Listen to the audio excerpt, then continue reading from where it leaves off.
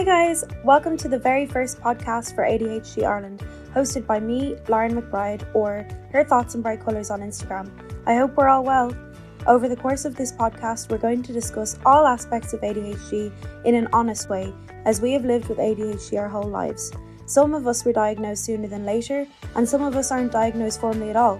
This gives a wide variety of experiences from all different perspectives. Please listen at your own discretion, as we are coming from a place of personal experiences. Some topics may be sensitive to listeners, so please be advised that our opinions and lives may not directly correlate with your experiences living with ADHD. During these podcasts, people living with ADHD or who have experience with ADHD in their familial, platonic or romantic relationships will be joining me over Zoom. Thank you to everyone who is and will be involved. We couldn't do it without you. I'm super excited to be hosting this podcast. Thank you to ADHD Ireland for giving me the opportunity to do something that I love. And with that, let's chat.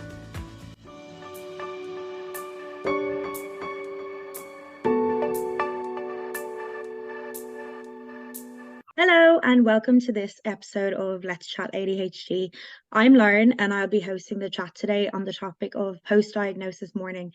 I'm joined today by Shauna and Austin, who have kindly agreed to share their stories and experience. Say hi. Hi. Hi, how's it going? Today we will be covering some tough topics around grief after diagnosis. So we all have agreed that although the topic may be difficult to discuss in some ways due to very personal situations and emotions we may discuss, we think the topic still needs to be talked about. So thank you to both of you for being willing to come on and discuss your experiences of grieving after diagnosis. I feel it will help others feel less alone, and I'm sure it will help us too to have a chat about it. Post-diagnosis mourning concerns a sense of grieving during the initial stages of being diagnosed, the time period after you receive your diagnosis, and kind of any time after that. It can last a short while, or it can return at various points throughout your life. When you think back to your life before diagnosis, the sense of grief people feel when receiving their diagnosis is deeply personal, but we can see it often relates to empathy for oneself if we were struggling prior to realizing we had ADHD, or sometimes it can just be related to the sadness that we didn't receive the help we really needed, or even just that people miss the signs of ADHD in us. So there is, of course, a multitude of emotions that come alongside grief, and so many different reasons for grief that I may not have even touched on, which is why we're coming on today.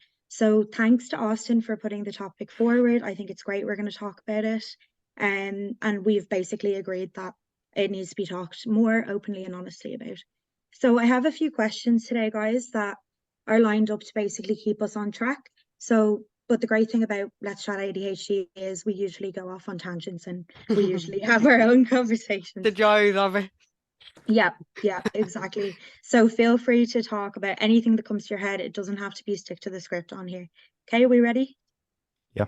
We're ready. So, good.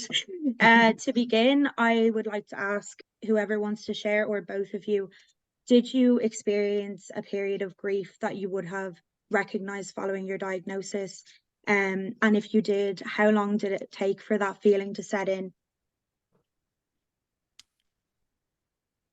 Well, so I've been diagnosed twice. So to kind of fast track what I thought I had to do to kind of fast track my diagnosis by the HSE, I went to a private psychologist who did an assessment, and she came back, presented me with the outcome of the assessment. She told me, "This is what I think you are."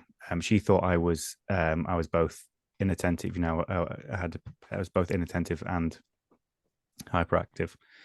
And afterwards, I kind of had a sense of kind of almost, clarity, I guess. So after the first diagnosis, I kind of thought, right, well, I've known a lot of these things about myself for a while. Now I can give myself a bit more direction. I've got a goal to focus on. Brilliant. That's what we all love, is having something to march towards. And that started me on the process of what I thought was going to be a reasonably quick turnaround for getting some kind of medication. And by reasonably quick, I thought kind of within a year after that diagnosis. Of course, this was during 2020, 2021. And it wasn't until August, I think 2022, before I got the HSE diagnosis. And it was after I realized how long it was going to take for me to get access to some medication that it really kind of hit home. So I kind of had this kind of quite great period of being really focused on, I was self-employed, being really focused on my work. My work was actually starting to really start to take off. You know, I'd not lived in the country too long. And I kind of felt on this upward trajectory, you know, this upward high, and everything seemed to be going great. And then I got my second diagnosis, my official, for the HSE, my official diagnosis. And it, it just felt like I fell off a cliff. And then when I started talking to friends about it, a couple of them said, "Oh, yeah, actually, that makes a lot of sense that you've got ADHD." And that was the first moment I'd kind of had this, well, you've known me for like a huge portion of my life. If it makes sense now, why didn't it make sense then? And why didn't you say anything? And this is how I know the algorithms really suck, because I was never shown any ADHD content whatsoever. Kind of when I was first going around the internet. I mean, it's no end to it now. Yeah. But yeah. It was after that point, kind of the next 9 months weren't great. Yeah, and you say that your friends and stuff obviously recognize this. Maybe they didn't recognize it as specifically ADHD, but they recognized that you were coming across with the symptoms that they may have heard about ADHD, or maybe they had ADHD themselves, or they had an understanding of it. But do you think that your official, what you called HSE diagnosis, was kind of the point where people would actually go, okay, yeah, no, I completely understand now, and they wouldn't have maybe before you got an official diagnosis if you had came to people and said, I think I have ADHD? Well, that's the question, isn't it? So, Yeah. and it's funny, kind of a couple of friends here. I guess part of it is that whole thing of hindsight, and you think, well, looking back, yeah, you can say that somebody has ADHD because I can actually recognize the behavior now that I'm seeing it with that, through that lens. But at the same time, there was never even a hint from anybody ever, maybe you need to check this out. All right, are you sure you, not even jokingly, are you sure you don't have ADHD? Because when you have a can of Red Bull, you just like bounce off the walls. None of that. It was just, oh, that's just the way I am. And I think part of that is because those friends, you only kind of become more self-aware, kind of, I would say, in your early to mid 20s. And, you have to learn about it yourself though as well. Yeah. Like you have to accept it for yourself. Like if you don't accept it for like all well and good someone else saying it, sure, but if you can't accept it. But I think if I'd been diagnosed somewhere in my early teens, it would have been a different story. Those friends probably would have gone, oh yeah, well, he's just the guy with, my friend with ADHD. Whereas in your mid 20s, it's like, oh no, he's just an extrovert. He just does, ridiculous things because people say so. Yeah. Like looking back at some of the risks I was willing to take, or just the ridiculous challenges that people would set. And yeah, sure, I'll do that, because that's just kind of what I felt that, that's just who I am. Yeah. So, on the one hand, I can completely understand those friends not saying anything, because how would they know? Because again, you wouldn't really hear of adults being diagnosed with ADHD. Certainly not, 15 years ago, I would never have heard any adults have been diagnosed with ADHD. And then on the other hand, like you're saying, going off on a tangent, your brain just jumps from one thought to the next. Well, if they know now, is there nothing that could have stood out back then? Why didn't they say anything? Why didn't any of my teachers recognize it? Why did nobody recognize it in my life? Yeah, And then sorry, it's just that why that's the spiral. That's what just leads you down, and a dark road. And for me, that road is kind of 9+ months. Okay, so you're talking about 9+ months of experiencing a lot of emotions surrounding the kind of grief period.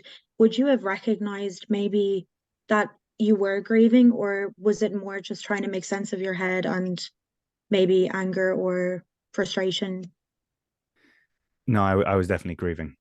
And again, there are kind of inflection points in your life. You look back and think, well, actually, in this year, even more recently for me, like 2014 was definitely a year where lots of mad things were happening. I was kind of making a lot of impulse decisions. I was online a lot. Like, how did none of this stuff kind of filter into my life ever? And so again, you look back and think, well, actually, maybe if I was diagnosed before I went to uni, if I was diagnosed in school, how things would have been different after that point. And that's when you just kind of start to question everything that you've experienced before getting diagnosed and how everything could have been differently. And you just get kind of sucked into this black hole of the what if. I feel that so many of us that are diagnosed late, and I also think the later it goes on, even before we realize that we may have ADHD, before we either seek a diagnosis or get it through other means, by then sometimes, well, a lot of the time, it actually has effects on the mental health, like ongoing. I think that's something I definitely recognize in me anyway, that like I was in psychiatric hospital, I was in treatment for so many things, and it was only actually when I went to an eating disorder outpatient unit that one of the psychiatrists flagged it in me, and she kind of told me, and I knew nothing about ADHD, which is kind of where my grief comes in. No one called this, no one flagged it. I'd been in treatment for years. So I get the mental health impact and the months of exactly what you call it, grief, it is hard to come out of when you're in it as well, because it's full a of lot of it is regret. hard to accept though as well.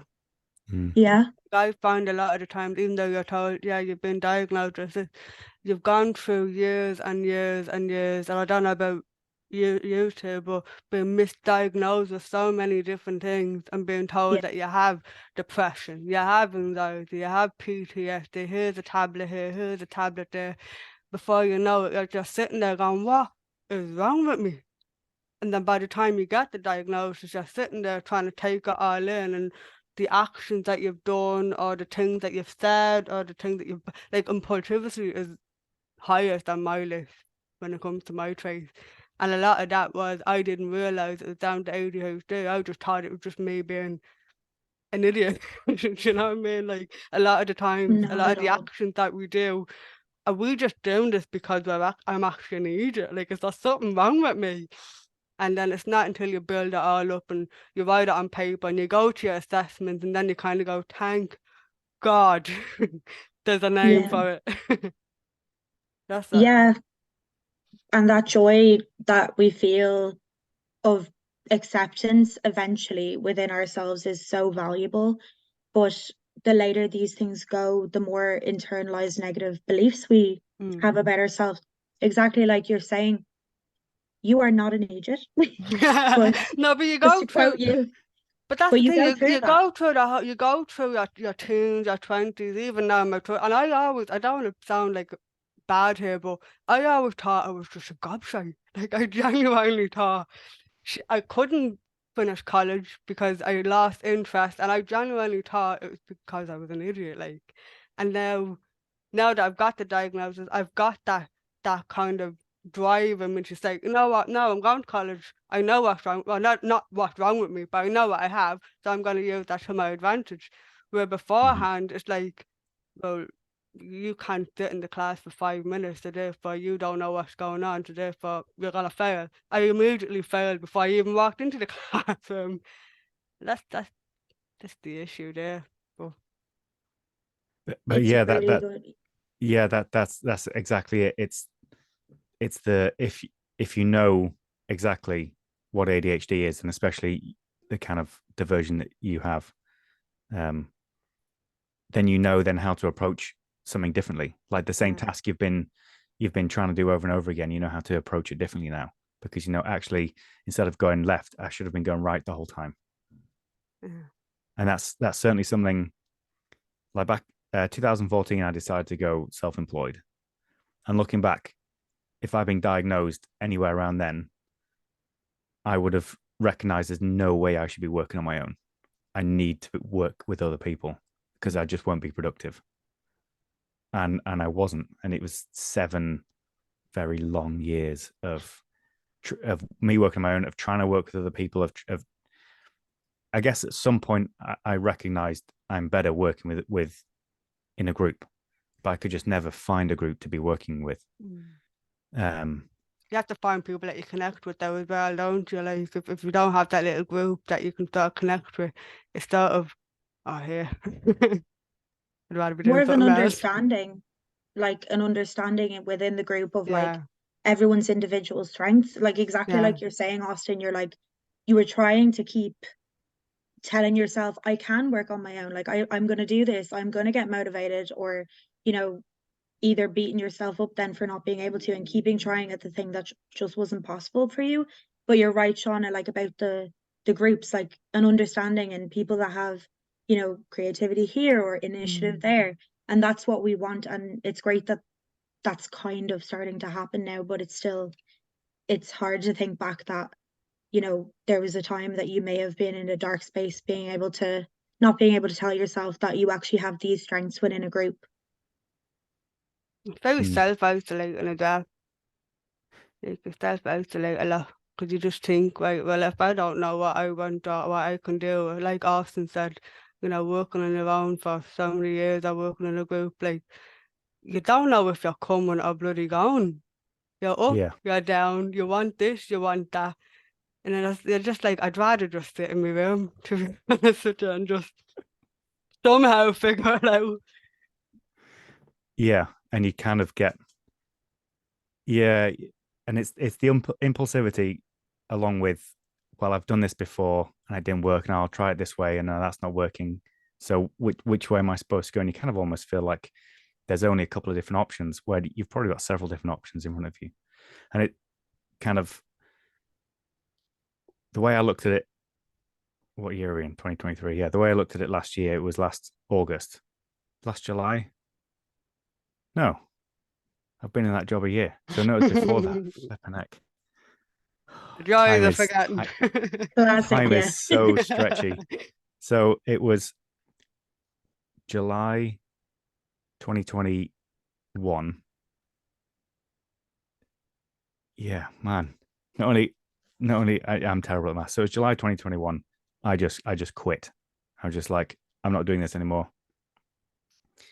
And I was a stay-at-home dad for a year. Like that's all I did. I was just looked after my son and didn't really do much else.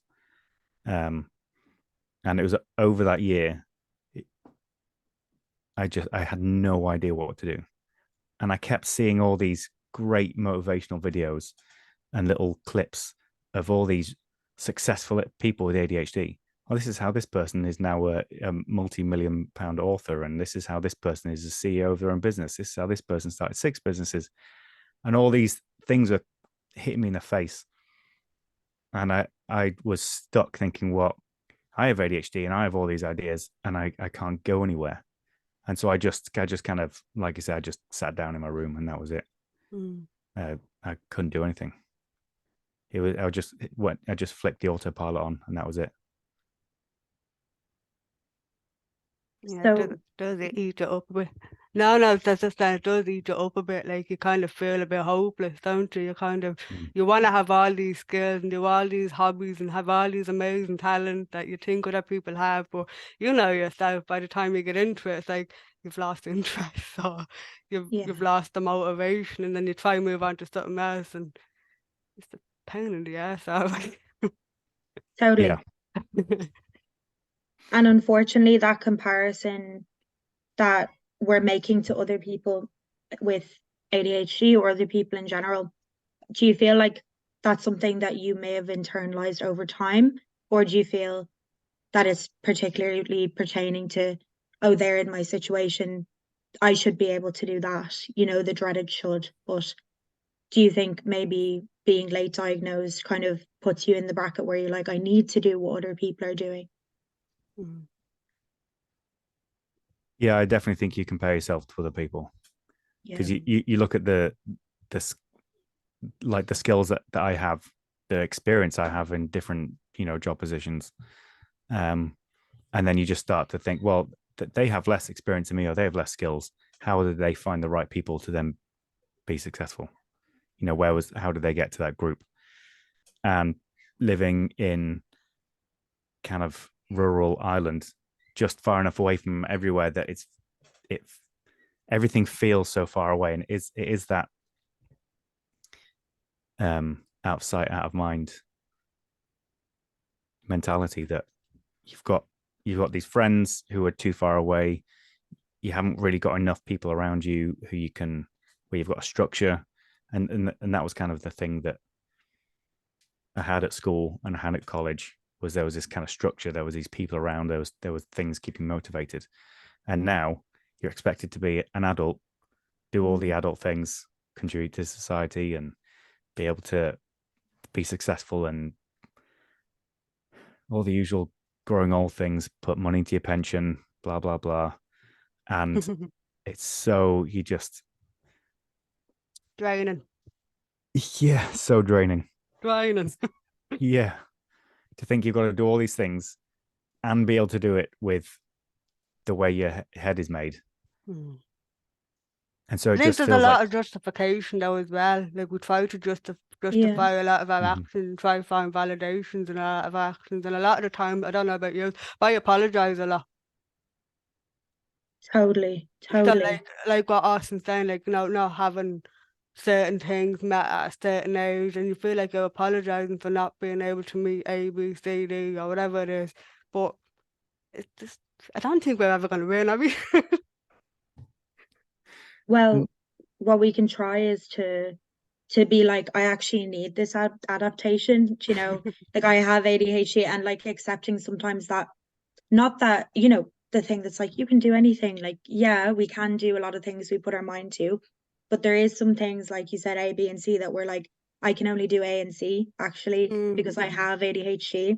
And I feel that that's why, I don't know about you guys, but that's a part of, and I don't want this whole thing to be negative all the time, but that's a part of why late diagnosis is so frustrating for me, because I'm only now learning to be like, I actually can't do that, or I can do it this way.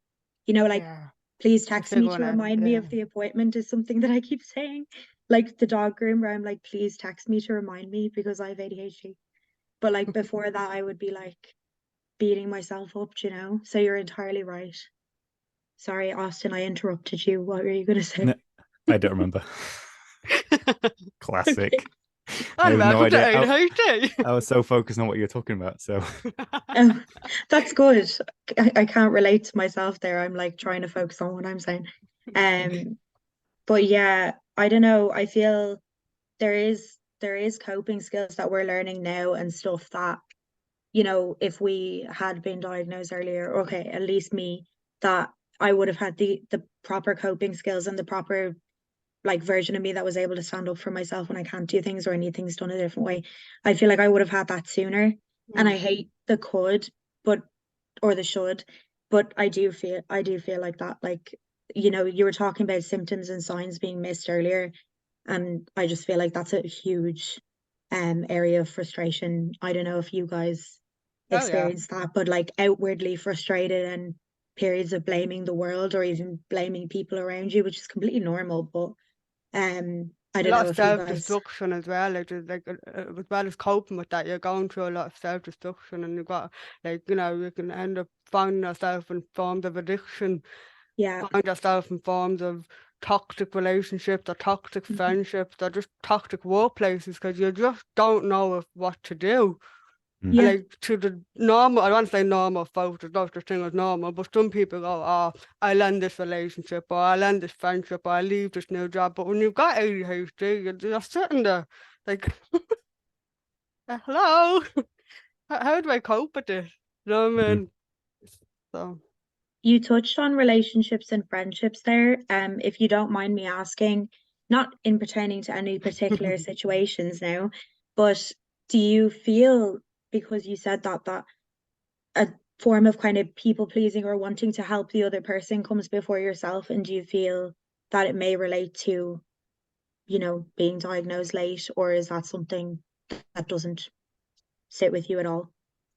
hear me? Yeah, because you were saying Like, friendships and relationships. no, you know what it is? I found myself in okay, so I found myself in toxic relationship because of Okay. the whole low self-esteem, self-worth thing. Right.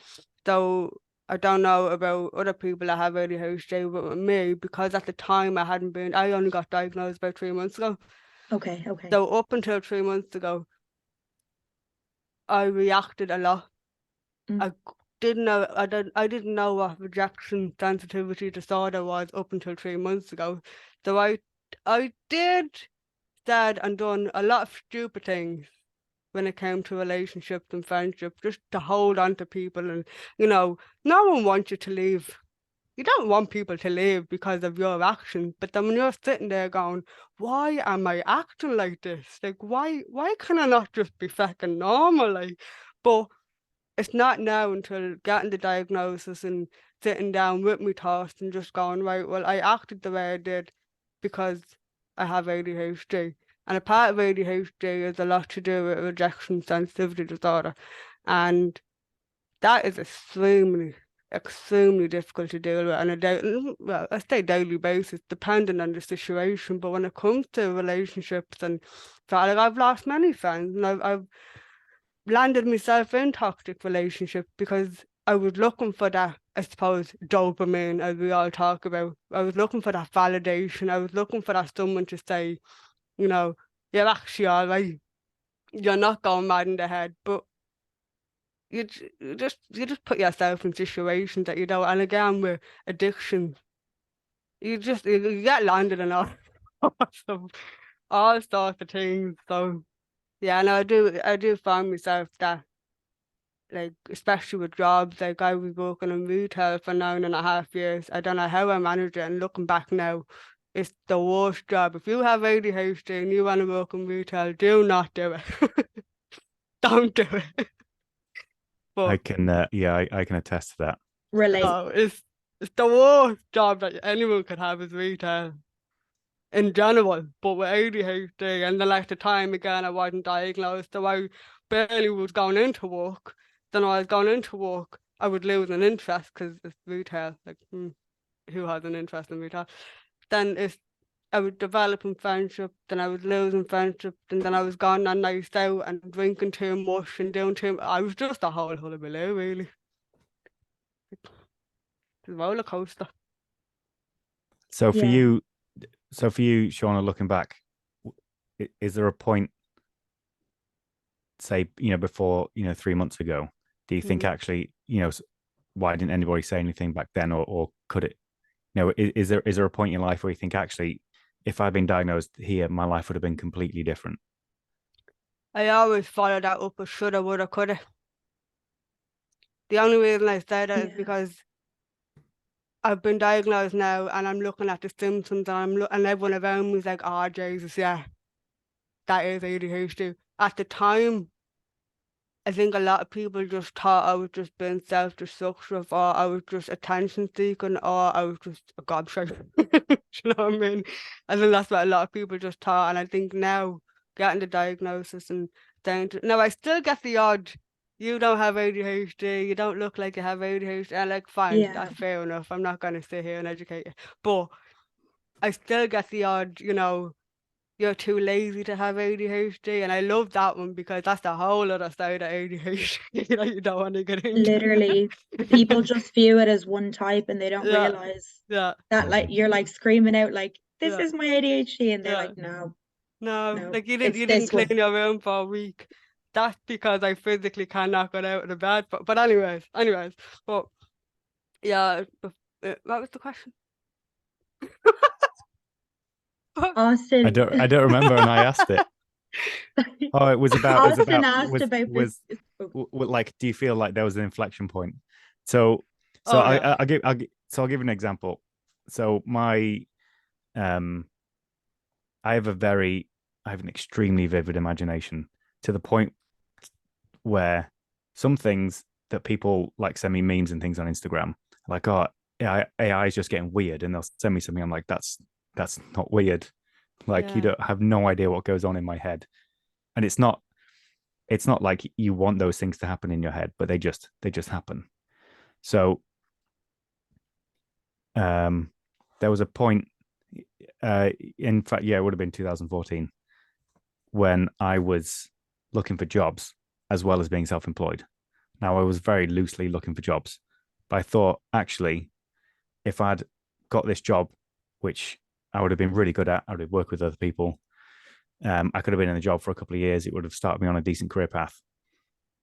That where I am now, I would be in a completely different place. And it's when you get stuck in that black hole, when you're stuck in your bed, or you're on a windowsill, wherever it is, and that just plays over and over and over again in your house, in your head, and you think, you see all these different paths, and you think, well, if I made this decision then, or that decision then all these other things are indifferent. And actually, the place where I am now, where I still feel like I'm in a bad place, wouldn't be a bad place, because I'd have been diagnosed. I would have maybe been on medication. I'd have maybe got access to therapy. Certainly back when I lived in England, kind of before the NHS went completely to pot, I would have had access to all that kind of quite quickly and easily. And now everything's more difficult. And so I totally understand the shoulda, woulda, coulda. And it's, well, I'm here now, so I've just got to deal with the situation I'm in now. But it's when you're left on your own. This is why I constantly, wherever I am, have music on as much as possible, because it just kind of cancels out that noise. If I'm left on my own and it's too quiet and I can't hear anybody else, the thoughts just jump in and bounce around, and then you're stuck kind of trying to force yourself out of this whirlpool of thoughts, and it's very, very difficult. And sometimes, and there was a lot of it actually in 21 into 22, where I actually thought, screw it, let's just lead into this. And I would want to feel more depressed. I'd want to feel more negative about the whole thing, because at least then I was feeling something. And then when you look back then I actually felt like this sometimes as a teenager. And actually, because that's one of your questions you're asking is, do you have any empathy for younger version of yourself? Yes, yeah. And you kind of look back and think, well, actually, if I could tell my younger version of myself, these are the reasons you feel this way, these are the reasons you see the world differently, it isn't because you're just a complete eccentric weirdo. It's because your brain is just wired different, and that's okay to be differently, to think differently. There's lots and lots of people that think differently, and to kind of the positive side of that is the friends that I have now that I had when I was a teenager. We all have some kind of level of neurodivergence going on. When I got diagnosed, we started looking at each other kind of like, well, he has a bit of, oh no, he definitely has a bit of. And it's kind of nice that we're still all friends and we still all have that, those memories that we can look back on from when we were younger. but it's definitely, you definitely look back on your younger self and you kind of, there's just better understanding than what people had at the time as to why you did things. Certainly the impulsivity. Yeah. I'm Mine really was heightened sorry. as well.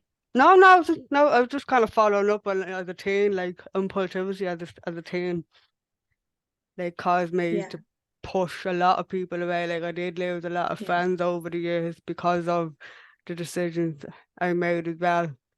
But yeah, completely. I feel like a lot of us go through that. Certainly from what I've heard from my friends and stuff. I was going to touch on what Austin said to say that I actually ended up with a load of neurodivergent friends as well. I wonder if we just gravitate towards each other. Um, but yeah, losing friends was like a huge thing, and that in itself is a black hole because you're blaming yourself all the time, and you're thinking, why am I saying this thing in this conversation? I'm embarrassed, and I feel like that relates to what Austin was saying as well, because at nighttime, I actually get this grief, but I wouldn't have actually called it grief before we even touched on this. But like things would repeat in my head and I'd have to scroll on TikTok or have music. And it'd often be pertaining to like past experiences, like Shauna saying, like losing friends or, you know, having said the wrong thing in front of people, embarrassing myself when I used to drink a lot. I had a drinking problem, I think, like Shauna was saying as well, that pertains to ADHD a lot of the time. Um, so sobriety.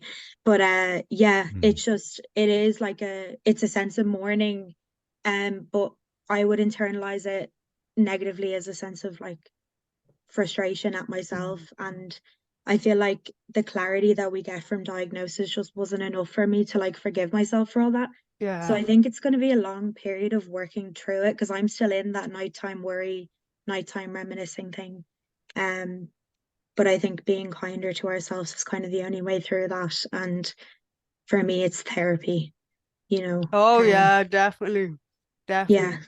So you feel that therapy has helped as well, do you, Shauna? Oh yeah, definitely. Like I go Yeah, to counselling once, and I'm loud and proud about it. And I'll happily tell you, I go to counselling once a week because if I did not have that counselling, funnily enough, my counsellor also fantastic. Yeah, has ADHD as well. So we do be sitting there discussing about what he that's actually brilliant. forgot. He forgot that I had a session a couple of weeks ago. So I turned up to the house. He Oh goes, my "I'm God. after double booking," and I was like, "You bleeding idiot." But we had to laugh about that, and I think that's Yeah. what made it even more interesting about going to counselling was because he had ADHD, and he the tips I'm learning from him is great. Do you know what I mean? Like, and I think I'll say that about anybody, even if you don't, but if you do have ADHD, get yourself. It doesn't have to be an ADHD counselor, obviously, but like Yeah, somewhere that you can go once a week or twice or many times a week and just let off steam, yeah, talk about whatever. Just let it off because completely. not everybody will understand, and sometimes it's just nice to speak to a different face Yeah. each week. Do you know what I mean? Especially when you're talking about the rejection sensitive dysphoria, because, you know, we're social beings, we're socializing every day. Yeah. And when we're socializing with people that maybe I'm going to make a big statement, but aren't neurodivergent, sometimes that can be incorporating the RSD even more, especially for me anyway, because I can't unmask and I might embarrass myself. Mm. But you having that therapist is brilliant because the general understanding behind the ADHD, and it sounds like you're very allowing for him as well, like you're saying, or him or her, that they may have double booked something and you're like, oh, it's grand because you understand, but you know, Yeah. like someone else might not understand that. So Yeah. it's, you know, we are more likely from having experienced the symptoms be like kinder to each other, you know, Mm. Mm. and like learn those kind of strengths and everything. So fair play for being sweet to him about that. And I'm glad that you and Austin obviously both have your neurodivergent people that you're able to talk to, which is fantastic because unmasking and not blaming ourselves for making little mistakes and whatnot. Do you feel like you can be kinder to yourselves when you are around people that No. have a better understanding? No? No. Like I'm still very when I'm at home. My mom, like she knows. Obviously, she knows me from birth. But she seen me grow up. Like she knows since the diagnosis. She knows now certain traits, do you know what I mean? Where I leave them traits at the front door.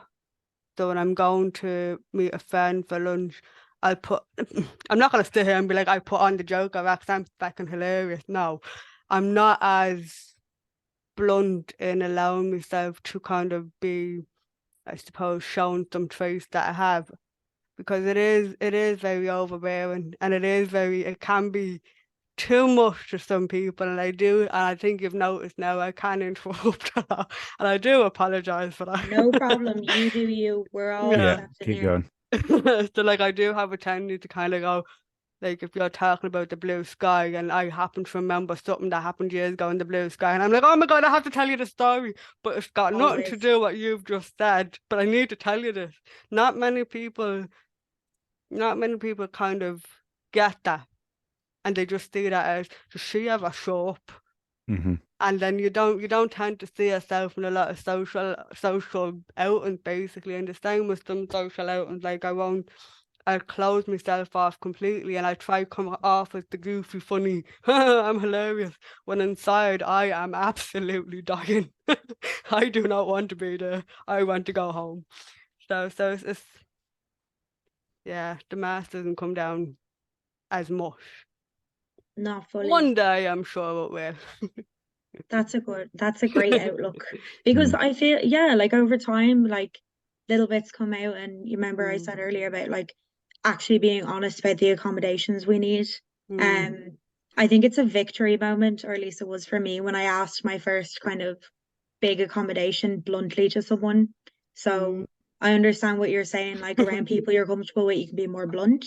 And then around people that you're not really, even after diagnosis, maybe ready to show your true self unmasked, you're not going to be as bluntly honest with what you Like I come across as quiet. Like I come across as, like I'll tell you, like if someone's upset me and I'm like, I'm gonna tell him this and I'm gonna tell her that, but I won't, because I'm absolutely bricking myself. And I come across as mouthy sometimes, but I'm not.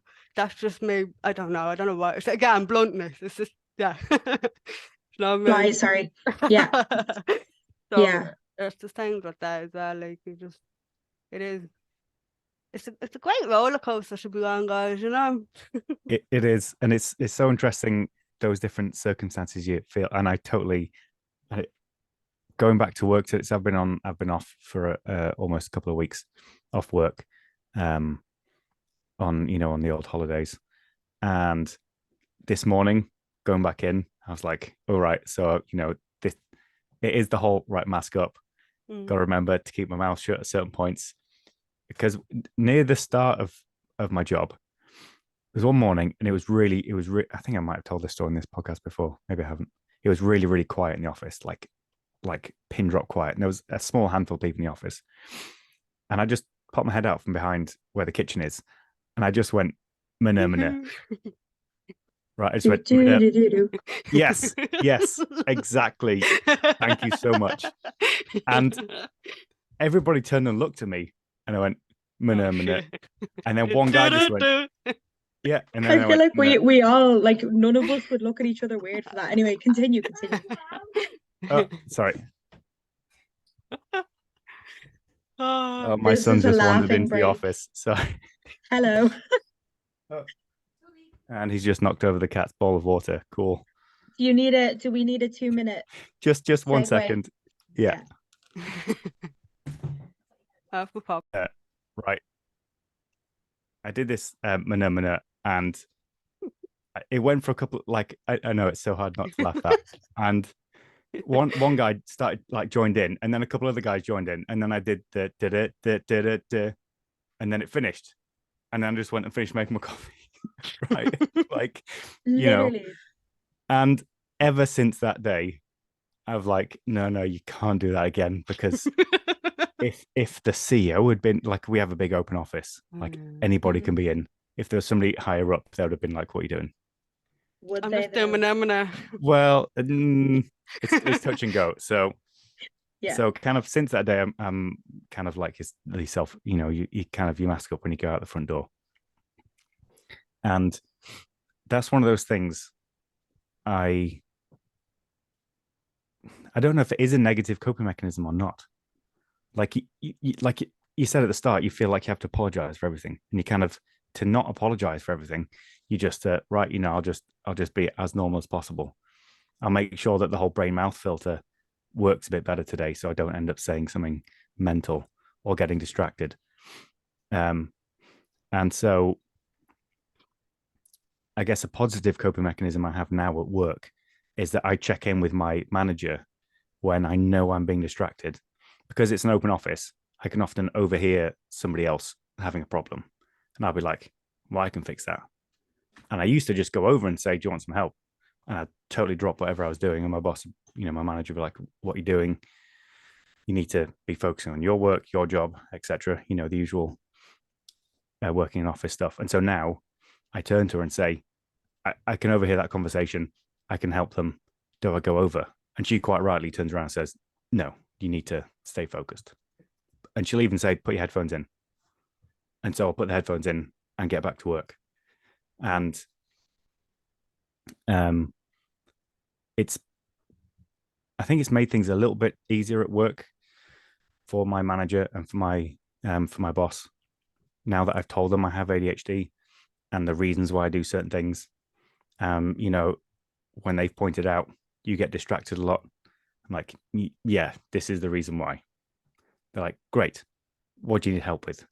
And HR has been great. They've been saying, this is your thing. You tell us what you need. You lead it, which is brilliant. Yeah. At the exact same time, I'm like, great. What? How do I was kind of hoping that they would lead me in the stuff that I would need, or the support they could give. So because this is totally new for me, having support at work, because I was self-employed. Yeah. And I was a terrible support for myself. Okay, yeah. I feel like what you're saying about masking versus like adaptations and like positive coping mechanisms, I don't know about you, but I feel like the line is very thin, because obviously if we're in a workplace or we're, in our lives when we need to be sort of masking but not fully masking, there's kind of a need to adapt to the workplace or adapt to whatever situation we're in. But it's still, for me, like, I'm like, am I masking and just like shutting off parts of who I am, or am I like making sure that I fit the requirements? And so it's great you have the support, because on your own it might be, to put it bluntly, worse to completely unmask, because you might not, for me anyway, I wouldn't stay focused on the task at hand. Like my thesis that I was doing, I needed my friend to kind of body double for me. So I just relate to what you're saying. Like you don't know yourself when you get the support, but then when you're kind of left on your own again to kind of take the initiative, it's like, oh, like, guys, what do I do? And totally the focus thing as well, for having to put on headphones and stuff. It's good that they're guiding you, but it's kind of like, it's a new thing, because you're like, this part of me is like screaming out to go over and help this person. Yeah. What were you going to say? Sorry. Oh no, just don't let loose. Oh, let loose. Yeah, because like it's kind of like fighting our two sides, isn't it? Yes. Yeah. So I just remembered why I went with that story, because you were saying about how you can feel the people you can be comfortable with, and so when you leave that door, the mask that you put on. So like 3 or 4 weeks ago, it was like 5 weeks ago, I was chatting to a friend, and I was not feeling particularly great, just frustrated with things that are going on in life. And he definitely has ADHD. He is just rolling with it at this point, even though he's not had a diagnosis. And we were just talking about stuff, and like any normal conversation, we went from talking about buying arcade games onto what's on at the cinema. And I said I really want to see Oppenheimer, and he said, "Oh, the only place you can see it in IMAX, in its proper IMAX format, is in Manchester." I was like, "Oh, should I just come to Manchester for the day?" And he was like, "Yeah." And so 5 of us arranged to go to Manchester for the day to go to the cinema.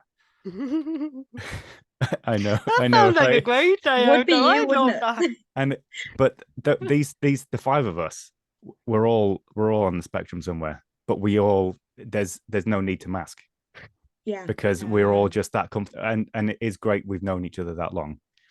I love that for you. That's a and great it's- support system. Yeah. And we've kind of decided we're going to try and do this a little bit more often.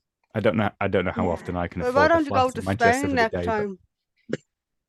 Go to Spain to the cinema and see how that goes for the day. don't. As soon as I suggest that to one of them, they'll I'm say actually yes. thinking, my brain went straight to like, ooh, beaches and like Yeah.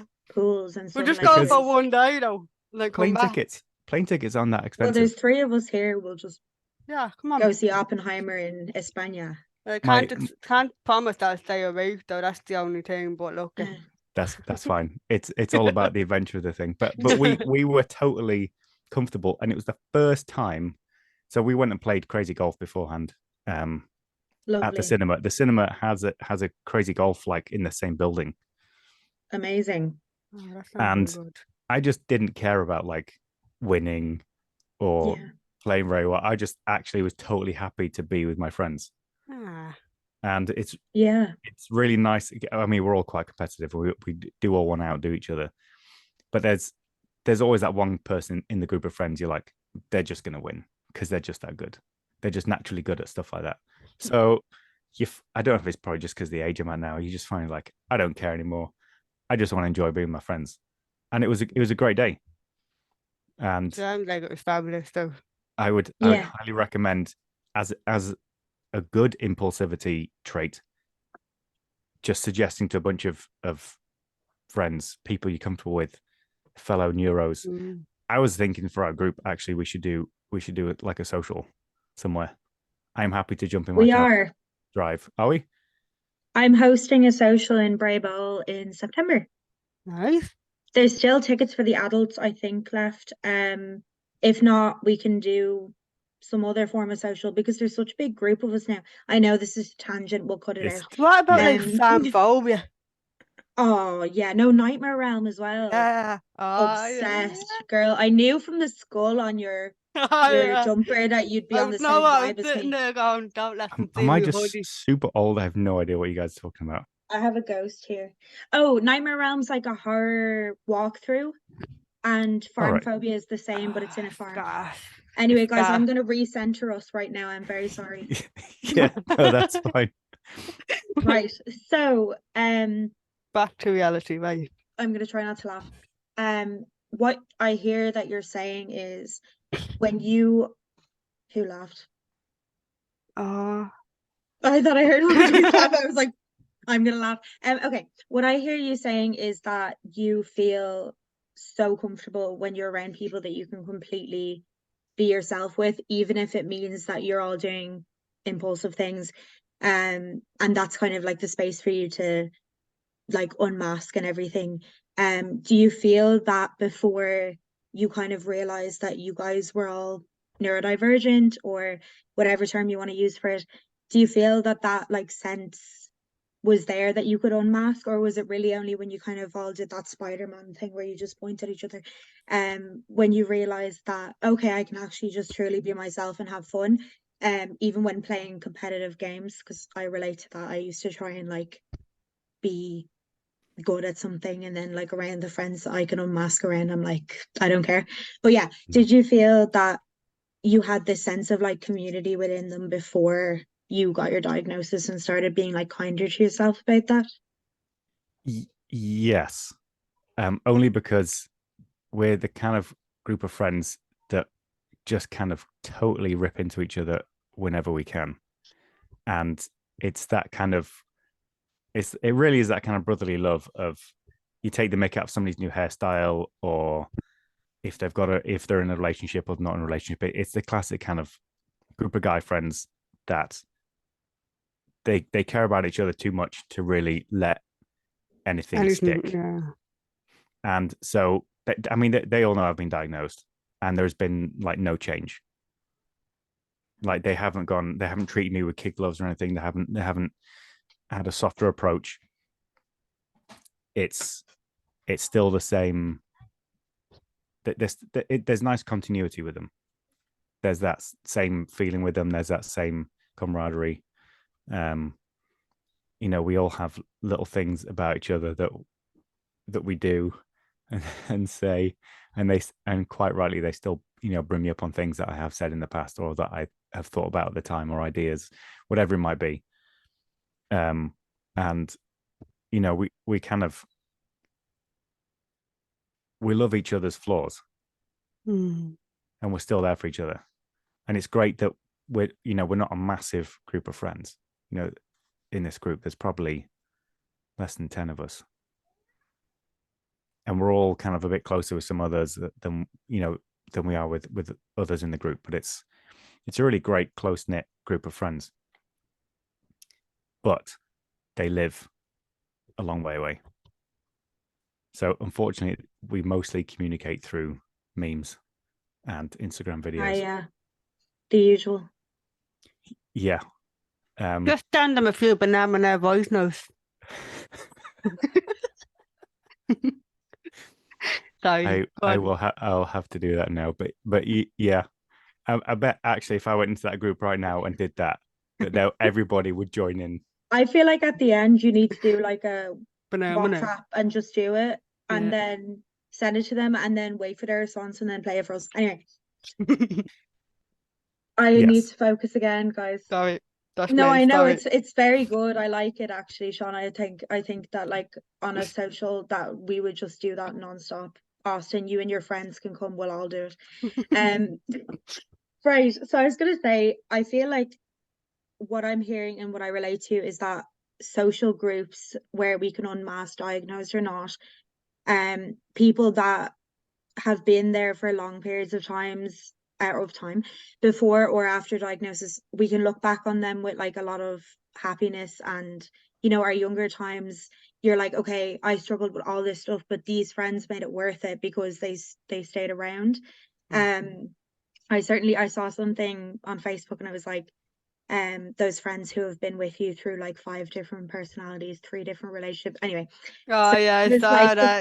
funny, Yeah. I completely related to that. Yeah, Shauna, like completely. So I was like, I remember messaging my friend Aisling and one of my other friends Rebecca, and I was like, guys, like I really appreciate you. You stayed with me through my whole undiagnosed phase, because to be honest, like you were saying earlier, Shauna, actually, like all these kind of things, like for me it was addiction, and then there was in and out of friendships, toxic things I would have even said that did all these things I can't forgive myself for. I still don't, to be honest with you. Yeah, like no. I love. I think because of the relationship I was in was toxic, and then I didn't know what was going on, and then I had these 2 friends that I grew up for fucking years. They were battling me, battling a toxic relationship, battling my own mental health, and they kind of said, you know what? And you know what? They're every right. People have every right to walk away. I don't formally think you should be hatred or be like, you walked away from me. Who do you think? People have every right to walk away, because sometimes you just kind of have to say, I have to look after my fucking self. And that's what happened, because sometimes I did become too much. You know what I mean? I did do stupid things. I did say stupid things and pick a stupid relationship. But looking back now, for the diagnosis that I have now, I can go, right, I can't unwrong the things that have been done, but I can learn. Do you know what I mean? So I'm at the point where I'm like, right, well, don't do that again. And here we are. So that's exactly what it is with addictions and friendships, and like you said, Lauren, like you do learn yourself, and even some strange addictions as well, like, you know what I mean? Yeah, So- impulsive, hyperactive traits that may get us in risky situations as well was a huge one. Austin, what were you going to say? I was going to say, Shauna, do you think that those friends would forgive you if you were talking to them now and you'd said, No, actually, here's the reason? Like, it doesn't excuse the behavior, but this is the reason why it happened. no, Okay. because I'm of the understanding that once you've made that decision, I've offered to apologize. I did offer to apologize at the time, and there was a time where I moved back home about 2 years ago from that relationship, and I disappeared for about a month, 2 months. I didn't go to work, didn't speak to anybody. And then I text them and I was like, look, I'm going to hold my hand up and I apologize. And they've said, no, we don't want to hear it. And that's absolutely fine. Everyone has the right to do that. And, you know, there's only so many times you can. I know it's a bit controversial, and my counsellor has said to me, you know, if you're a true friend, you stick behind people. And I do understand that. But there's only so many times. And I've been there myself where someone was an ex-friend or a friend even was being a bit of a shy. And I kind of had to say, look, I can't be around you. And that's exactly what it is. Some people just can't be around you. And that's, you just have, I don't want to say like you have to accept it, blah, blah, blah, but I can't beg it to understand why I do things or how I do things. You know what I mean? Like, looking now, I have ADHD. These are the reason why I do things, and I can learn from it. But back, like, the past is the past. What can I do? You know what I mean? It sounds like you have a great deal of empathy for yourself in that way that you're saying, like, I've I done what I've did done. do these things, but yeah, I've done what I've done. And I believe from what you're saying that it's not that you're shrugging it off. You're literally like, I didn't know Yeah. that I was like this. And it's not like I wish like wholeheartedly things were different. Maybe you do, but it's more like this happened and I actually forgive myself partially or fully for it because you didn't know. I And wouldn't how say, I are you wouldn't meant say, to? well, that's it. I wouldn't say, I don't, there's a lot that I don't forgive myself. I do have a lot of regrets, believe you me, but I mean, like I said, what can I do? Do you know what I mean? I've Yeah. done what I've done. I said what I said. I was what I was. And I've got to die. Like, if I was ever bump into them in the streets now, I wouldn't run up and be like, oh my God, I did this thing because I have ADHD. That's not how it's going to work. It's for But you to know. there is a part of me that would like to be able to turn around and say to them, look, this is why I did ABC. But again, I'm not going to go begging. Yeah, and you're taking care of both you and them Yeah. by saying like, regardless of what the reasonings were, this happened and I accept it happened, and you know you might not be able to change their minds, and you did say that you apologized. Mm. Even I'm guessing before you had your diagnosis, That's it. Yeah. because you said Yeah. previously Yeah. 3 months. So that's brave in itself, and realistically, like, now that you know that you have the diagnosis, it might take you a bit of the way to be accepting that this had happened. But you're right that everyone like us needs to take care of ourselves sometimes. So that's really positive that you've recognized that. But I do hear a great deal of empathy for, yourself previously. Oh yeah. But And even like, now, yeah. like the friends that I have now, like I can count them on my hand. I might not see them from one end of the month to the other, but I love them all dearly, and I'll back and Mhm. run through blow a glass for them. And I don't know about you, but I'm brutal at keeping in contact. Absolutely brutal. If you haven't texted me, I haven't forgotten about you, but it just hasn't occurred to me. Yeah, the object permanence bit, isn't it? Yeah, Yeah. and like the fans that I have now, they understand that. There's no like, oh, Sean, I haven't heard from you, and so what's up with you? They know, and if they say that to me, I haven't heard from you, I quickly text them, I ring them, like, what's the story? Do you want to meet up on such and such a day? I've learned from that, where what I used to do before was I haven't kept in contact with such a body, and then they contact me, and I'm like, oh, here, never mind, doesn't matter. I won't text them because it's been that Yeah. long. Where now I'm like, right, well, look, I haven't texted in such amount of time because the babies say, do you want to meet up tomorrow or do you want to meet up? Yeah, no problem. That's it. Yeah. Huge Yeah. deal of accepting the way in which you do things there. Communicate. Yeah. Yeah, accepting. There you go. Thank you. I was like, yeah, communicate. Totally. Austin, you sound like you relate to that piece. Yeah, certainly the communication bit can be really hard. And there's definitely friends that you just stop talking to, and then they stop messaging you, and you then kind of look back at the last messages that were sent, and if you were the last person to send a message, then it's like, well, they've not bothered sending anything, so I'll just ignore them now. But if they were the last person to send the message and you didn't reply, and you think, oh, it's been nearly a year, well, I can't reply now because it's been too long and they Yeah. won't want to hear from me. And you get that kind of that thing in your head that, well, they probably don't want to talk to you now anyway. Oh, they probably don't like you. There's no connection there anymore. Even though if you message them, they would probably be quite happy to pick up a conversation. And I think that's definitely something over the last year I've seen, like you said earlier about the roller coaster, and it really is. There's ups and downs. I think the roller coaster breaks quite a lot, and he gets left stuck upside down at the top of Space Mountain or whatever is the classic one that always breaks. Oh And God, does it?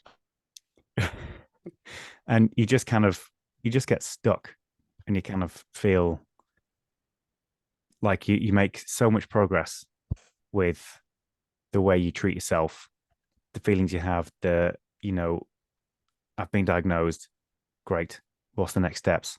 And if there's any hiccup along the way, or life throws you a curveball, or whatever it might be, I certainly have found myself falling back into that whirlpool of the what ifs and the whys and the well, how could I have done this differently? Even for like recent decisions, you think, well, I've been diagnosed now. How surely Why is this I so can't hard? have, Like, how can I have made that same stupid decision again? I know now. Surely I have the formula in front of me that says this is the thing. Don't make that decision again, and you still make that same decision.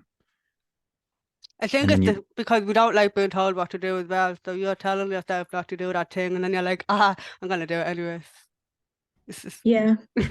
And And like the coping mechanisms we've learned as well, Austin, like you're saying, like, and I do this too, like, don't get me wrong, but we're beating ourselves up over making the same mistake again. But like if you've ingrained something directly into your head, it's more likely that you're going to make the same mistake or do the same things, and it's not hard. brushing it off. Yeah, and it's hard to unlearn that thing, and then even then not take it out on other people. Yeah. And then you feel guilty for doing that, and then you don't feel like you can then go and apologize again for doing that same thing again. And you always feel like you should be constantly progressing forward because you have the diagnosis, you have some of the positive coping mechanisms with you, and it's definitely hard.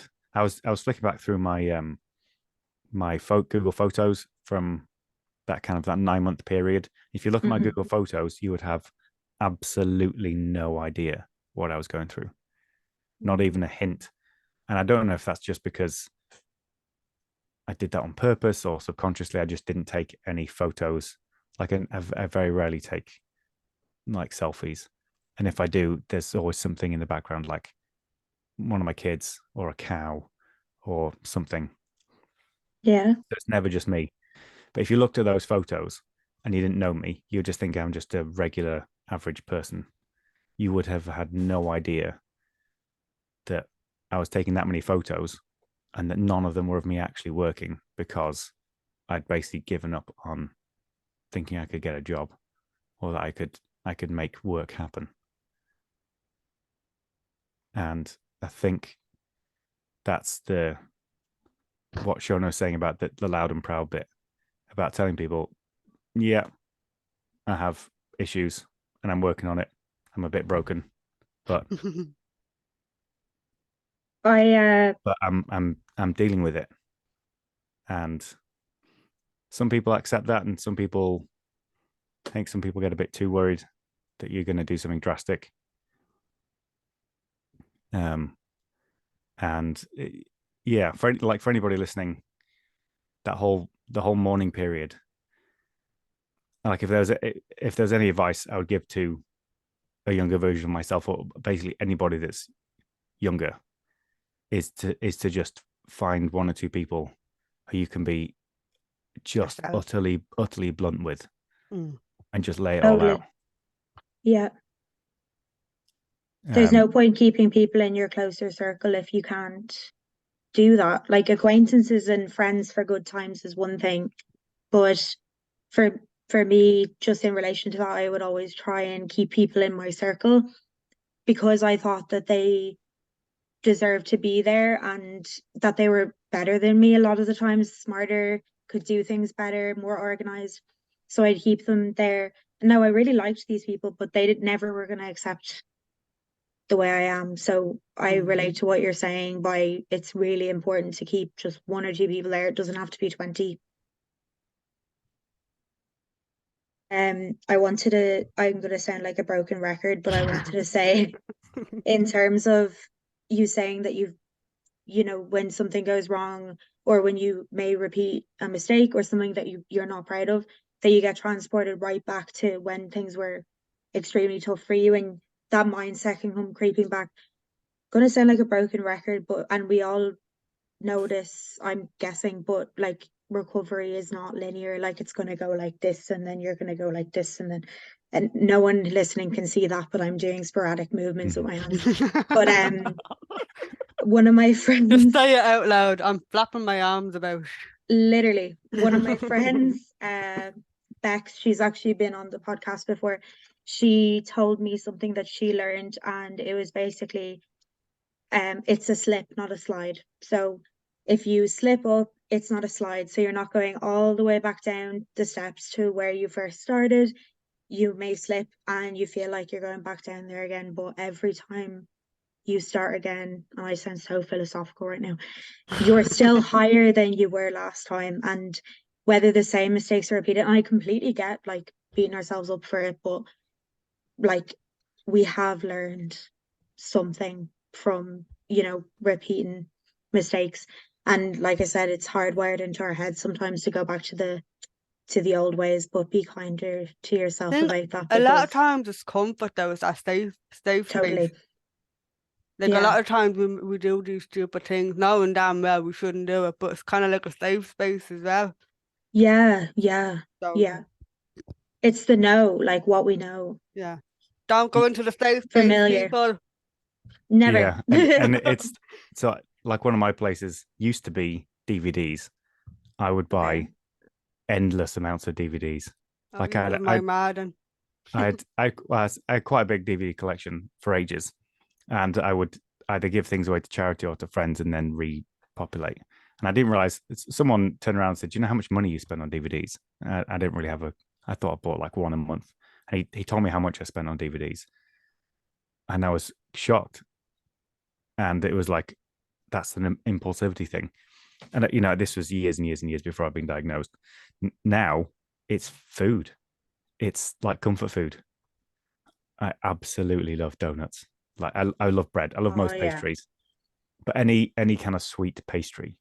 So if I'm in the supermarket and hungry, and you're just not feeling too great, it's like, we'll just buy donuts. Just buy. You can get a bag of like 5 jam donuts from any supermarket. I'll eat them all.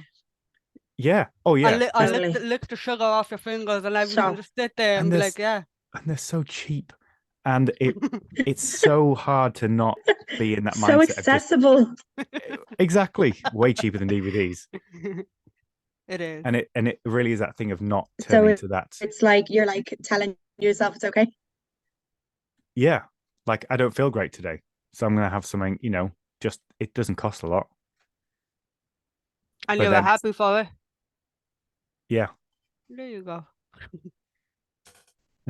Some coping mechanisms probably aren't as bad as others. 150 donuts is a great coping mechanism, and thousands I of DVDs. think that's number 1 on the list. Yeah, like dopamine seeking isn't always bad. Well, I mean, regulating it is probably for the best, guys, for you listening.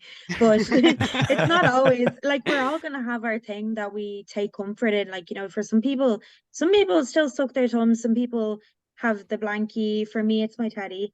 That like they're always still gonna go back to, and people might look at it and be like, "That's not really positive for you. You're still hugging your teddy from when you were 6 and it's falling apart and it stinks a bit." But like for me, that's my thing. Like, so. It's better than alcohol, I suppose. Totally. Yes. That's not funny. I'm not trying to be funny in saying that. No, but that's a very good point. No, it literally is. So. Yeah. Yeah. And no, I don't know if it is an ADHD thing. I've started collecting whiskies. We're going off on a tangent now. Oh, you have to get Please tell me you didn't collect proper 12. What's proper 12? Like a proper 12-year-old Scotch? Conor McGregor. Oh, No, please, no. stop. Good whiskies. Lauren, stop that now. will you? No, Okay, I went I'll to the shut We up. have I, Sandoz. I went to the Bushmills distillery. It's the oldest licensed distillery in the world, and I quite like whiskey. You know, a lot of whiskies, good whiskies, have actual flavor to them. Love a whiskey. And No. I decided, oh yeah, I'm gonna start buying some whiskies because I like to drink them. But then I look at them like, actually, I don't want to open that because I'll be drinking on my own, and I know it'll taste nice, but I don't want to drink it on my own. But I also don't want to just start drinking the whiskey because it's got some value to it, and part of like that changing your mindset with certain things. So I had started doing the same with donuts and thinking, if I add up how many donuts I would eat in a month, how much that equates to, and you think actually that's quite a lot. That's quite an expensive coping mechanism at the end of the day. And so I have found, and it takes months. And obviously you slip up and you think, yeah, I'm still going to go ahead and do this. But you think, actually, I'd rather spend less money on that and try to find some other coping mechanism, some other dopamine release, which is more positive. And it can be hard to find that kind of replacement. Especially if it's not, what's the word? Accessible. That or like straight away. Instant. Yeah. Yeah. Yeah. Yeah. Instant gratification. It's harder to unlearn then. Yeah. But it has taken, with the DVDs happened almost instantly because there was just like an immediate monetary value of, well, I don't need these DVDs because I've seen all the films like loads of times and I can get rid of them.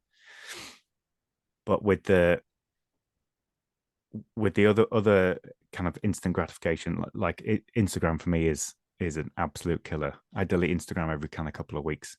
Oh, I'm always at that. I go on to it, I spend weeks on it thinking this is great, and then I delete it and I'm like, oh, that could feel better for it.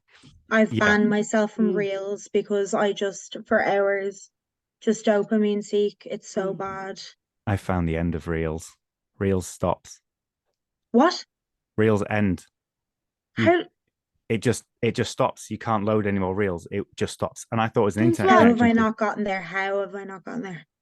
Is that the same on TikTok? Because I be sitting there for bloody hours. I don't think it's the same on TikTok. No, TikTok doesn't end, but reels. Don't do that to me. I had a small bit of a moment there. You shouldn't have said that, listeners. Reels does not end. You can't ever escape it. Give up now. Right, guys. I'm so sorry. I'm going to take us off the tangent, right? Because we literally have, I was just saying, just about to finish that off, the coping mechanism thing, and kind of looking back at my previous coping mechanisms, certainly before being diagnosed, and thinking that I used to waste so much money just impulse buying stuff, and now I definitely have more of a, I want to. It actually kind of goes the other way. Hyper research a particular product. You read all 2,561 reviews of like a pen just to make sure that it's a good pen, whatever it might be, before you actually go ahead.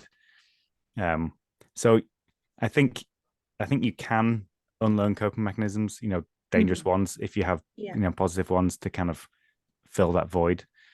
Yeah. But definitely since the diagnosis, that's that recognition of, well, this is why I did this thing. So now I know I can do things differently. Yeah. That's why it needs. You feel better for it as well, though.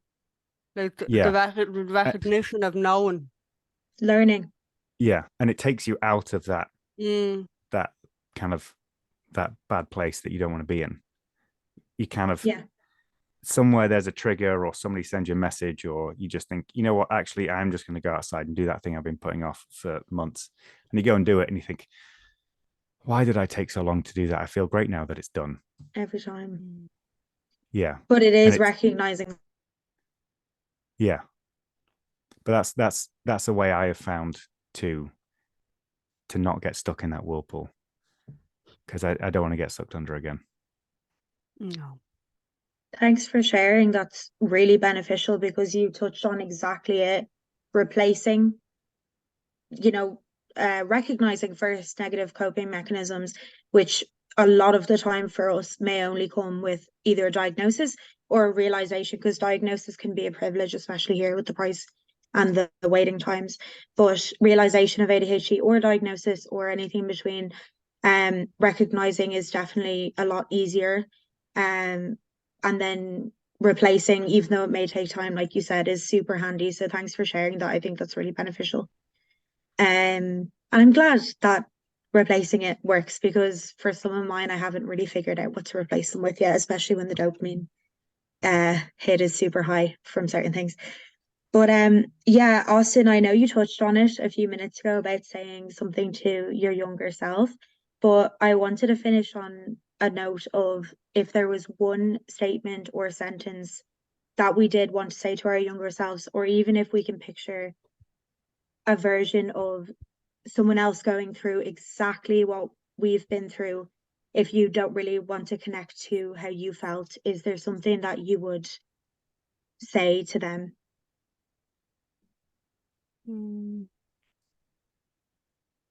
I think with me, the one advice that I give, and I say it now because I went through it, but at the time I didn't feel like it, keep fighting.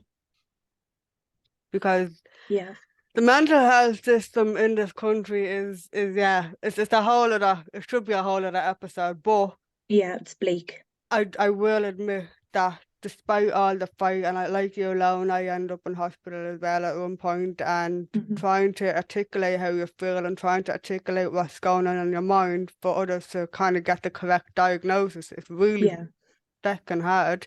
But one thing I will say is, and my ma said it to me as well at one point, just keep fighting, because one day your words will be a lot louder. And then when you get the diagnosis or the medication or whatever it is you're looking for, I know in hindsight you'd be like, it was well worth it, but just, you're not alone. You've got the ADHD group chat, you've got the, like, the support system is just, it's just brilliant. And if Totally. there's anyone out there that feels that they genuinely don't know what's going on in their head, neither do we. Because I don't know what's going on in my head most days. You're not on your own. Go on to the ADHD website. All the little group chats that we have. There's some I think it's the last Tuesday of every month, and then you've got the women's group chat, and then you've got the likes of the podcast. Like, there's so many different avenues that you can look for, but they're not, no one's on their own. I firmly believe that. Now I believe it. No one's on their own. Definitely. And also, there's networks such as, 50808 and PIETA, who I'm not the biggest fan of, but who, for the crisis, for the crisis situations, don't be afraid to reach out. There's definitely help there, exactly like you're saying. At the mediated levels, there's the support groups, webinars, information on the websites for each condition, and for us, obviously pertaining specifically to ADHD. But like you said, the likes of stuff like hospital is there, whether or not we're mad about the mental health care system, but there is also direct support lines as well. So thanks for sharing that, Shauna. That's brilliant. And you're right, keep fighting, definitely. Keep fighting. Like, I know at the time you're sitting there going, this is a load of, like, you'd rather be elsewhere. Why should you be fighting for? Because everyone deserves to have a normal Jesus life, you know what I mean? Like, it might not be normal to you and me. My life's not normal anyway. I don't know about you, but at the end of the day, I know what the diagnosis I got because I fought for it. I wasn't gonna step back and let a psychiatrist tell me, no, you have depression, no, you haven't. No, I know I have that, but there's more to it, and I wanna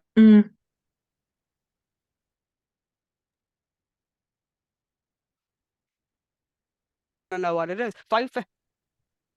I should have to go off on it. I'm here. You just freeze on me. Can you hear me?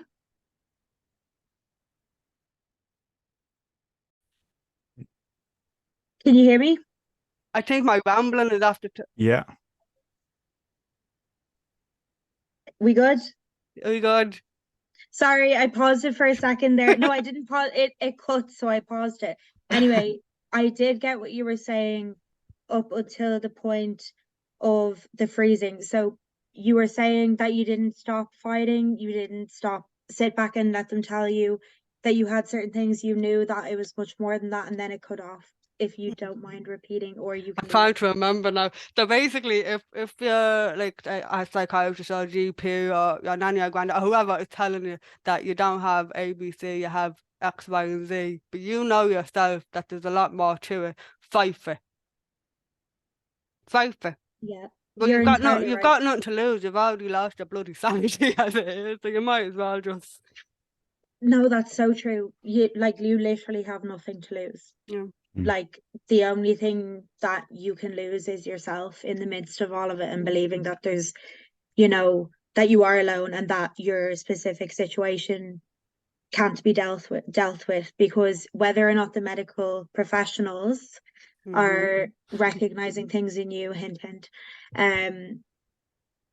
other people can. And once you find the support network of your diagnosis, especially ADHD Ireland, which has been monumental for me, obviously, and you guys as well, I'm assuming, because you're brilliant taking part and everything that they offer is fantastic. So you're entirely right. Keep fighting, nothing to lose.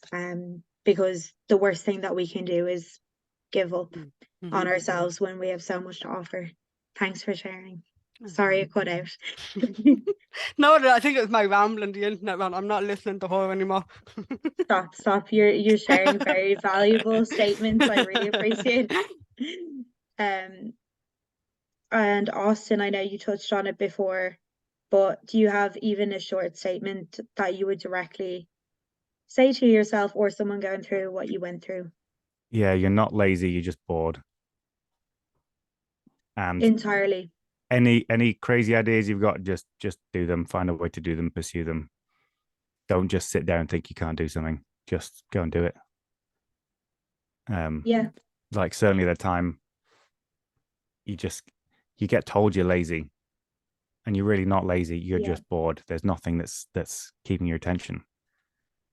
Yeah. And then looking back, some of the things that did keep my attention, I didn't pursue for very long. And so, I'd be saying, just pursue that thing a bit longer, gain that extra skill. Here's another qualification you can do. There would have been so much more that I would have done. And certainly things that I started doing then later in life, when you kind of become a bit more of an adult and you think, and you get a bit more freedom, and you think, oh, I can actually just do that thing. I've got a weekend. Yeah. I've got adult money now. I can just go and buy that tool and make that thing, and nobody can stop me. Yeah. What I'm hearing is totally keep the faith in yourself and your abilities. And if you're thinking that you're not interested in something and you're beating yourself up about it, you're not lazy, you're just understimulated, and that you're going to find your stimulation and your Yeah, dopamine and that elsewhere. it's totally okay to fail at something and make a mistake with it. Make 100 mistakes. Actually, once you fail, try and do the same thing again, but a different way. Like, I think that was something I definitely gave into far too easily. Was if I failed at something, it was like, oh, that's it. I can't possibly ever do this. Whereas I've certainly failed at stuff now, and I've just tried to do it again, but a different way, and had more success with it. Thank you for sharing. That's absolutely brilliant, because again, not giving up is exactly what you want to keep doing. What were you going to say? How about you? Me. Yeah. Sorry. Yeah, I think, to be honest, I would put your two statements together, but I would more just say you're not weird for being different, and your mental health issues are valid, because as we know, coexisting mental health conditions, RSD as well, anxiety, hypervigilance, all those things, and negative inner critic come often, not always, alongside ADHD. So yeah, there was definitely points in my life, like I've been in psychiatric hospital 6 times. So and all within the last few years. And every time I felt like giving up, every single time. And up until I was 21, I did not know what the bleep was wrong with me, and I just hated myself. So anyway, enough of the negativity there. But what I was going to say was the two facets were often what I perceived as laziness, which was actually just coexisting depression. And then exactly what you're saying, Shauna, as well, the keep fighting because I just wanted to give up. And yeah, Like, I know it's tough, like it's easy. It's easy to say keep fighting, but me and you, we've gone through it. We've like hospital, yeah. given all the different diagnoses, short of being told Totally. you're Santa Claus at some point, you know what I mean? But it gets easier. That's exactly. Once you fight for what it is and you know you have ADHD, you've got an inkling, and I'm not saying once you get the diagnosis, the magic wand is over and you're off skipping off doing your things. No, but once you get the diagnosis, you can sit down for that 2 minutes and go, thank F-U-C-K. You know what I mean? Like, that's it. And everything else after that can be dealt with. You've got your diagnosis. Right, what do we do now? Just keep fighting.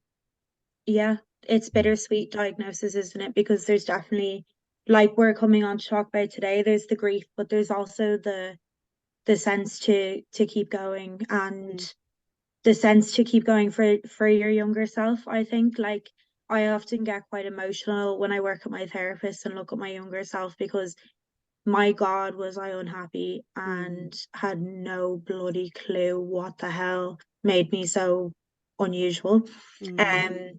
And like, I would love to give her a big hug and just say, like, believe in yourself. And once you get that diagnosis, everything will change, really. And that doesn't mean that there's not extremely negative times. There is, but everything will change. Doesn't mean it's always going to be positive, but like, No. Don't be afraid to live, kind of thing. I don't know if I'm making any coherent sense, but living, it's the most important thing, to just keep going. Yeah. Anyways. One more thing. Yeah. Mene. I feel like that's how we should end the episode, and if we can get the license for it, we should play like an instrumental version of that, because that would just put things together nicely. I'm sure if we're paying homage, we don't need to get rights to anything. They wouldn't let me. Wait, what's homage? When you're paying, it's almost like a parody when you're paying homage to something. If you're humming it and you're not humming the whole thing, you can also hum less than, I think, 4 seconds of the thing, and there's no copyright. Oh, totally. Well, we'll do that then, because for the introductory sound, I wasn't able to use a song I liked. We had to use like a different one. So maybe I can sneak in the Manamana song. Do it backwards. Oh, yeah. That's perfect. Yeah. We'll just go.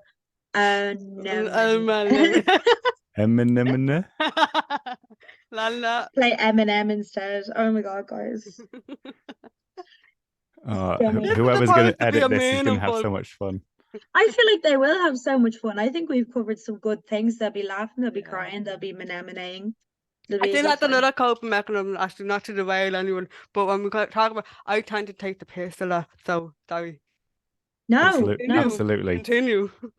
No, oh my God. What's another coping mechanism saying menemene? That too. Oh, totally. But what were you saying was a coping mechanism?